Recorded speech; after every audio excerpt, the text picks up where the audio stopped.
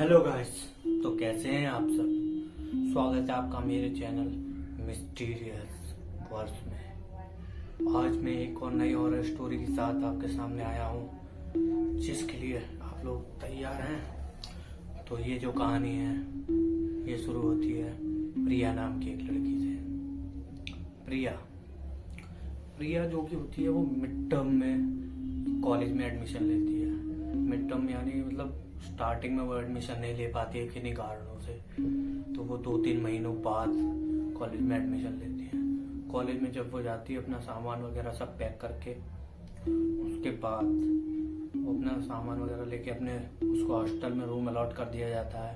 अपने रूम में अपना सब सामान लेके जाती है, अपना सामान वगैरह सब सेट करती है और अपना सामान अनपैक करके सब कुछ अपनी जगह पे सेट करके जब वो अपने रूम में बैठती है अपने उसके रूममेट्स के साथ, तो रूममेट से इंट्रोडक्शन होता है कि वो बताती है मैं प्रिया हूँ। उसके रूममेट भी अपना इंट्रोडक्शन करती है और उसी के साथ उसे बताती है हॉस्टल के कुछ रूल्स कि तुमको इतने बजे तक अपने सब काम करने हैं, इतने बजे उठना है, इतने बजे सोना है, इतने बजे ये काम करना है। और एंड में बताती है वो एक सबसे इम्पॉर्टेंट रूल जो कि होता है कि 12 बजे तक तुम्हें अपने सारे काम खत्म करने लेने हैं रात को, और रात को 12 बजे से लेकर सुबह 12 बजे तक तुम अपने रूम से बाहर नहीं जा सकती हो। ये रूल सुन के प्रिया को पहले तो थोड़ा अजीब लगता है। वो सोचती है यार ये कैसा रूल है कि हाँ हो सकता है लड़की, फिर वो सोचती है कि हो सकता है लड़की हूँ तो लड़कियों के लिए आप जानते हैं कुछ रेस्ट्रिक्शंस होते हैं कई जगह पर, जो कि बिल्कुल गलत है। पर जब उसको पता चलता है वो सोचती है वार्डन स्ट्रिक्ट होगी या ऐसा कुछ होगा इस वजह से रेस्ट्रिक्शन लगा रखे हैं। वो कहती है ठीक है ओके, मैं इससे बिल्कुल एग्री हूँ। फिर वो इसी तरह रात को होती है, पहले दिन होती है। फिर कुछ दिन में उसकी दोस्ती अपने सीनियर्स वगैरह से हो जाती है। वो रात को सोती है तो 12 बजे करेक्ट, रात के 12 बजे वो अपने रूम में लेटी होती है और उसे ऊपर से आवाज आती है दम दम दम दम, जैसे कोई ऊपर उसके ऊपर वाले फ्लोर पे चल रहा हो। और वो ये सोचती रहती है कि रात को 12 बजे कौन हो सकता है रूम में, ऐसा कौन हो सकता है कि रात के 12 बजे वो टहल रहा है। वो इग्नोर करती है, कहती है हो सकता है कोई होगा। नेक्स्ट डे फिर से यही होता है उसके साथ कि रात के 12 बजे कौन टहल रहा है। वो सोचती है कि होगा कोई रात को 12 बजे। उसको बहुत अजीब लगता है कि रात के 12 बजे क्या हो रहा है। उसके बाद वो फिर से ऐसे ही 1-2 दिन और होता है। वो सोचती है कि हाँ हो सकता है कोई पढ़ रहा हो, किसी को पढ़ने की आदत होती है टहल के, तो वो यही सोच लेती है कि कोई ऊपर पढ़ रहा होगा। पर ऐसा कुछ भी नहीं था। जानना चाहते हैं ना क्या था उस ऊपर वाले फ्लोर का राज, तो बने रहिएगा एंड तक मेरे संग इस स्टोरी में। इसी तरह कुछ दिन बीत जाते हैं, रोज करेक्ट 12 बजे यही चीज होती है। वो बहुत अजीब होती है। वो सोचती है कि पता नहीं क्या। एक दिन उसकी फ्रेंड्स वगैरह सब फ्रेंड सर्कल उसके रूम में बैठा होता, तभी वो एकदम से बात निकल आती है कि यार मुझे रात को 12 बजे ऊपर से आवाज आती है कि कोई चल रहा है, पता नहीं कैसे, क्या 12 बजे पढ़ने क्या तो क्या। उसकी फ्रेंड्स वगैरह ये सुन के सब डर जाती है, सोचती है यार ये सही नहीं है। और सब बोलती हैं देखो तुम्हें आवाज़ सुनाई दे रही है, इन आवाज़ों को इग्नोर करो, बिल्कुल इन आवाज़ों का बिल्कुल भी ध्यान मत दो। उसकी फ्रेंड्स उसको वार्न करती हैं। वो भी सोचती है हाँ अच्छा ठीक है, पर वो पूछती नहीं है कि क्या बात है क्या नहीं है। ऐसे ही दिन बीतने लगते हैं। प्रिया धीरे धीरे हॉस्टल में सेट हो रही होती है और ऐसे ही उसके सीनियर्स फ्रेंड के संग एक दिन वो पार्टी के लिए जाती है। पार्टी में वहाँ पार्टी वगैरह करते हैं वो, तो काफ़ी टाइम हो जाता है उनको पार्टी करते करते। तो एग्ज़ाम वगैरह ख़त्म हो जाते हैं, इसलिए वो पार्टी कर रहे होते हैं। काफ़ी टाइम हो जाता है उन्हें पार्टी करते करते। 12 बजे से भी ऊपर टाइम हो जाता है। वो हॉस्टल के बाहर गए होते हैं एक्चुअली पार्टी करने। तब प्रिया कहती है काफ़ी टाइम हो गया, मुझे वापस हॉस्टल की तरफ चलना चाहिए। वो अपने रूममेट्स से बाय वगैरह जाती है अपने सीनियर से बाय कहती है और कहती है मैं हॉस्टल में जा रही हूँ। तभी उसके रूममेट्स उसको रोकते हैं, अरे नहीं अब तुम हॉस्टल में नहीं जा सकती। तो प्रिया पूछती है क्यों, ऐसा क्या क्यों, पर मैं हॉस्टल में क्यों नहीं जा सकती। वो सोचते हैं कि वार्डन स्ट्रिक्ट समझ रहे हैं ये लोग।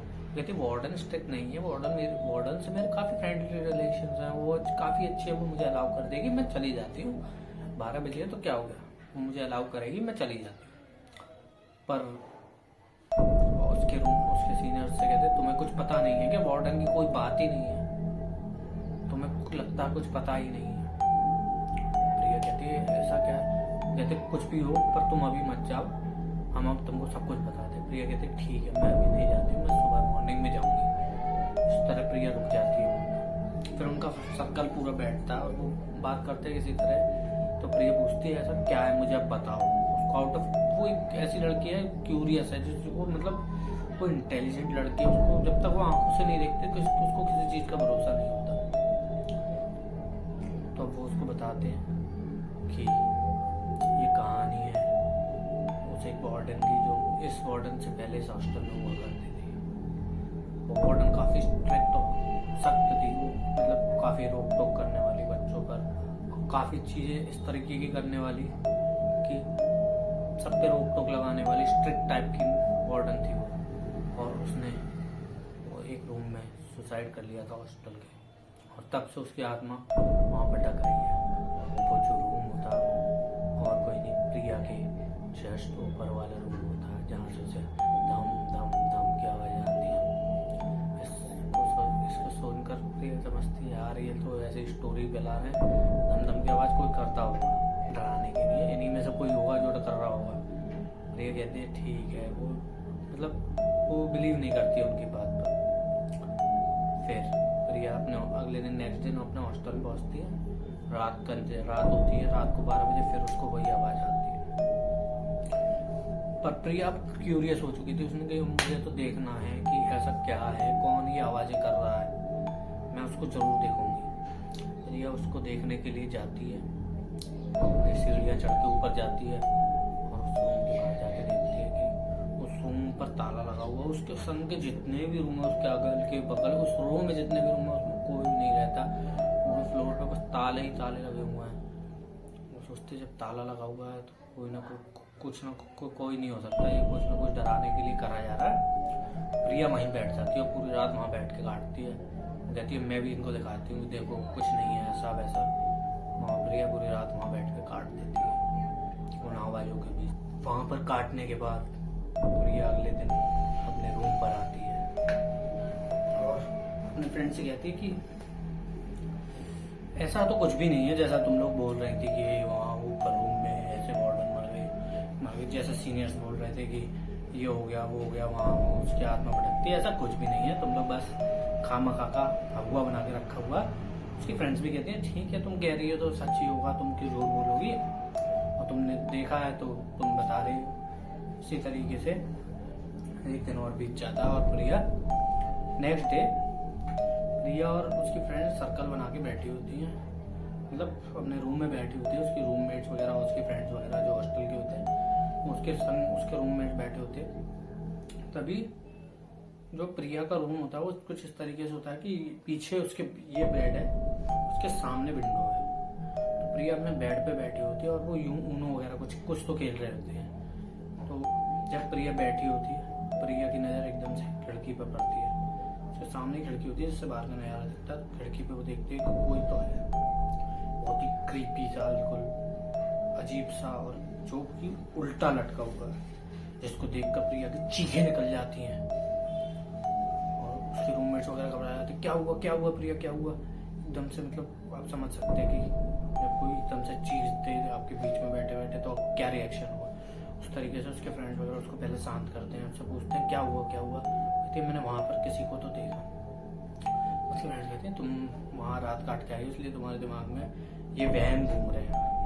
इस तरीके से प्रिया रात अपनी काटती है और दिन काटते मतलब फिर उसको उससे कहते हैं कि तुम अभी काम करो, तुम रेस्ट करो, आराम करो, तुम्हें आराम की ज़रूरत है, तुम्हारे दिमाग पे लोड है क्योंकि तुम पूरी रात वहाँ बैठ के आई हो। तो तुम एक काम करो, तुम आराम करो आज और कल सुबह बात करते हैं। प्रिया आराम फिर से आती है 12 बजे, फिर उसको धम की आवाज़ सुनाई देती है और फिर चलने की वही आवाज़ आती है, धम धम धम। पर इस बार सिर्फ चलने की आवाज़ नहीं आ रही थी, उसके संग आवाज़ आ रही थी जैसे कोई उसको बुला रहा है, प्रिया प्रिया प्रिया। ये आवाज़ सुन के प्रिया काफ़ी डर जाती है। वो अपना ब्लैंकेट को ऊपर तक उड़ के आंखें बंद करके गिर जाती है।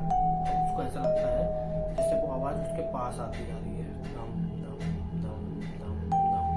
और उसके संग वो आवाज़, उसको जो आवाज़ दे रही है वो भी पास आ रही है, प्रिया प्रिया प्रिया।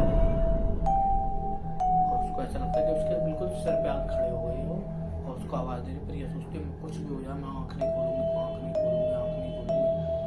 प्रिया बिल्कुल आँख नहीं खोलती और रात जैसे तैसे वो रात काटती है। सुबह उसकी फ्रेंड्स वगैरह उसको देखते हैं, उससे बोलते हैं चलो कॉलेज नहीं चलना तुम्हें।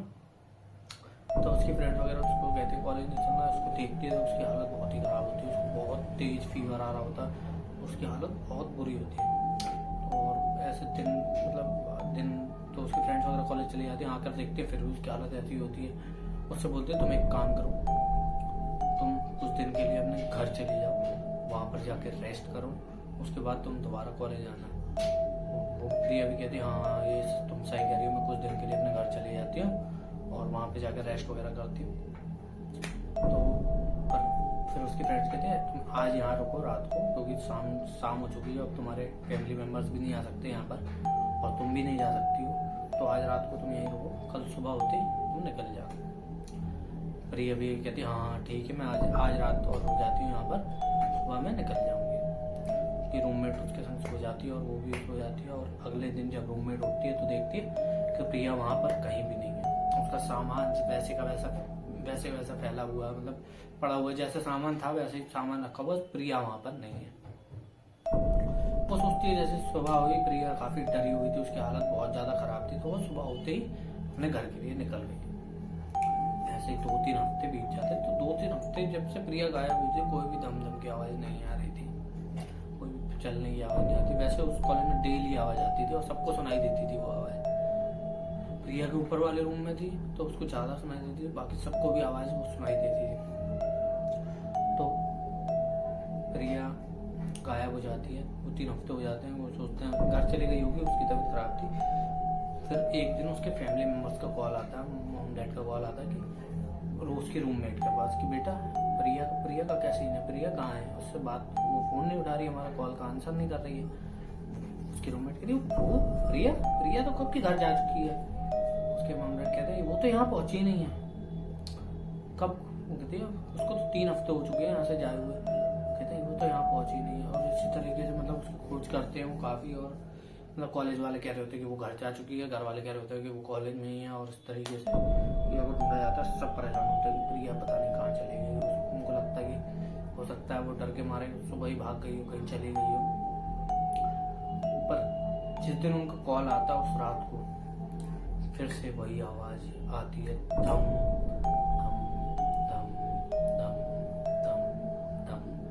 और उसके सामने एक आवाज़ और आती है, होती चीखने की, चीख रही होती है, कोई लड़की की चीखने की आवाज होती है पूरी तरह। और वो आवाज होती है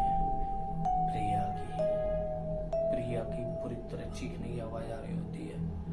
और प्रिया पूरी तरीके से चीख रही होती है। और कॉलेज में सब आवाज सुनते, पूरे कॉलेज को आवाज आती है और पूरा कॉलेज डर जाता है। और उस दिन के बाद डेली वहाँ पर चलने के साथ साथ चीखने की आवाज़ आने लगती है। धीरे धीरे वो हॉस्टल खाली हो जाता है और आज वो हॉस्टल खंडर हो चुका है। खंडर की हालत में कोई उस हॉस्टल में रहना नहीं चाहता, क्योंकि जब तक चलने की आवाज़ थी तब तक तो ठीक था, पर जब आपके ऊपर ही कोई चीख रहा हो पूरी तरह और जो आपको लगता है कि आपके संग का ही था और वो चीखे, तो आप मतलब ये बहुत क्रीपी हो जाता है। तो उस हॉस्टल में कोई नहीं रहता और वो खंडर हो चुका है पूरी तरह। और आज भी वहाँ पे चीखने की चलने की आवाज़ आज भी आती है। तो ये थी मेरी दूसरी स्टोरी। कैसी लगी आपको मेरी स्टोरी ज़रूर बताइएगा, कमेंट करिएगा, लाइक करिएगा, शेयर करिएगा, कमेंट में बताइएगा कैसा लगा आपको मेरी स्टोरी सुन के। भी अपनी कोई स्टोरी मेरे संग शेयर करना चाहते हैं तो अपना इंस्टाग्राम हैंडल मैं डिस्क्रिप्शन में दे डाल दूँगा, उस पर आप मुझे मैसेज करके अपनी स्टोरी शेयर कर सकते हो। वो स्टोरी मैं सुनाऊँगा सभी को। तो आशा करता हूँ आपको मेरी कहानी पसंद आई होगी। लाइक कीजिएगा, कमेंट कीजिएगा, सब्सक्राइब